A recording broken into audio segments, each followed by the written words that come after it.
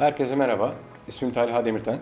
Kod Data Bilgi Teknoloji'nde proje satış sorumlusu olarak görev yapmaktayım. Bugün sizlerle geniş ürün yelpazemizde önemli bir yer tutan Newland HR23 kablolu ve kablosuz projelerimiz hakkında bilgi paylaşmak isterim. Newland'in parakende endüstriyel segmentteki güçlü oyuncusu HR23, eczane, parakende mağazacılığı ve ofis uygulamaları gibi standart ve çözünürlüğü düşük barkodların kullanıldığı alanlar için ideal bir fiyat performans ürünüdür. Bluetooth versiyonu Bluetooth 5.0 teknolojisiyle açık alanda 100 metreye kadar kablosuz iletişim imkanı sunar.